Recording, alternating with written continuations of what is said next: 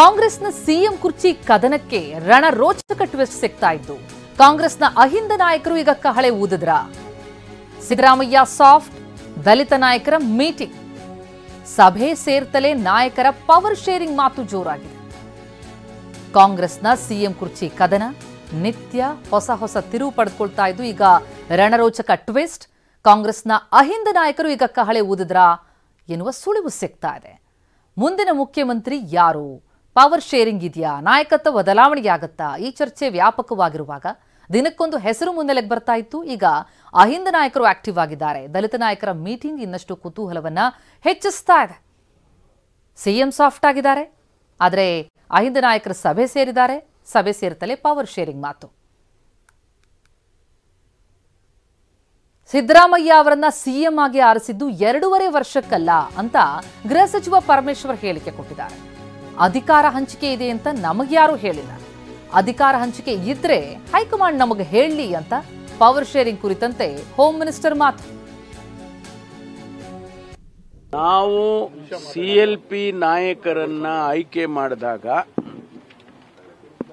23 ಚುನಾವಣೆಯಲ್ಲಿ ಮೇ ತಿಂಗಳಲ್ಲಿ ನಮ್ಮ ಪಕ್ಷ ಅಧಿಕಾರಕ್ಕೆ ಬಂದಾಗ ಮೆಜಾರಿಟಿ ಬಂದಾಗ ಎಲ್ಲ ಶಾಸಕರನ್ನ ಕರೆದು ಸಿಎಲ್ಪಿ ನಾಯಕರನ್ನ ಆಯ್ಕೆ ಮಾಡಿದರು. ಅವತ್ತೇನು ನಮಗೆ ಯಾವುದೇ ದೃಷ್ಟಿಯಿಂದ ಬರೀ 2.5 ವರ್ಷ ಮುಖ್ಯಮಂತ್ರಿ ಅಂತ ಹೇಳಿರಲಿಲ್ಲ. ನಮ್ಗೆ ಹೈಕಮಾಂಡ್ನವರು ಅವತ್ತು ಆಯ್ಕೆ ಮಾಡಿದಾಗ ಸಿದ್ದರಾಮಯ್ಯನವರು ಸಿಎಲ್ಪಿ ನಾಯಕರು ಅಂತ ಘೋಷಣೆ ಮಾಡಿದ್ರೆ ಬಿಟ್ಟರೆ ಸಮಯ ನಿಗದಿ ಮಾಡಿರಲಿಲ್ಲ. ಈ ಮಧ್ಯದಲ್ಲಿ ಏನೇನೋ ಅದೆಲ್ಲ ಬೆಳವಣಿಗೆಗಳು ನಮಗಂತೂ ಏನು ಗೊತ್ತಿಲ್ಲ. ನಮ್ಮ ದೃಷ್ಟಿನಲ್ಲಿ ನಾವು ಆಯ್ಕೆ ಮಾಡಿರೋದು ಸಿದ್ದರಾಮಯ್ಯನವ್ರನ್ನ ನೀವು 5 ವರ್ಷ ಮುಖ್ಯಮಂತ್ರಿಗಳಾಗಿರಿಯಪ್ಪ ಅಂತ ಮಾಡಿದೀವಿ. ಅದ್ರ ಮೇಲೆ ಹೈಕಮಾಂಡ್ ಏನ್ ತೀರ್ಮಾನ ಮಾಡುತ್ತೋ ಅದನ್ನ ಒಪ್ಕೊಳ್ತೀವಿ ನಾವು, ಅಷ್ಟೇ. ನಮ್ಮ ಅವ್ರು ಹೇಳಿದ್ದು ಇವ್ರು ಹೇಳಿದ್ದೆಲ್ಲ ಬಿಡ್ರಿ. ನಾನು ಹೇಳೋದು ಸಿಎಲ್ಪಿಯನ್ನ ಆಯ್ಕೆ ಮಾಡುವಾಗ ನಾವು ಯಾವುದು ಸಮಯ ನಿಗದಿ ಮಾಡಿಲ್ಲ. ಮಧ್ಯದಲ್ಲಿ ಹೈಕಮಾಂಡ್ನವ್ರು ಏನಾದರೂ ತೀರ್ಮಾನ ಮಾಡಿದ್ರೆ ಅದು ಅವ್ರಿಗೆ ಬಿಟ್ಟಿರೋದು, ನಾವು ಹೇಳಕ್ಕಾಗತ್ತಾ? ಅದಕ್ಕೆ ನಾವೆಲ್ಲ ಒಬ್ಬೊಬ್ರು ಒಂದೊಂದು ಹೇಳಿಕೆ ದಿನನಿತ್ಯ ಕೊಟ್ಕೊಂಡು ಕೂತ್ಕೊಂಡ್ರೆ ಅದು ಸರಿ ಇಲ್ಲ.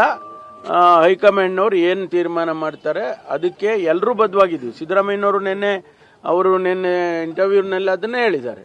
ಹೈಕಮಾಂಡ್ ಒಪ್ಪಿದ್ರೆ ನಾನು 5 ವರ್ಷನೂ ನಾನೇ ಮುಖ್ಯಮಂತ್ರಿ ಆಗಿರ್ತೀನಿ ಅಂತ ಹೇಳಿದ್ದಾರೆ. ಸರ್, ಈ ಗೊಂದಲಕ್ಕೆ ತೆರೆ ಎಳಬೇಕಾಗಿರೋ ಜವಾಬ್ದಾರಿ ಹೈಕಮಾಂಡ್. ಅವ್ರಿಗೆ ಒತ್ತಾಯ ಮಾಡ್ತೀರಾ ಸರ್? ಹೈಕಮಾಂಡ್ ಸಮಯ ಸರಿಯಲ್ಲ, ಅವ್ರಿಗೆ ಗೊತ್ತಿದೆ. ಸಂದರ್ಭ ಬಂದಾಗ ನಾನು ಕೂಡ ಹೇಳ್ತೀನಿ.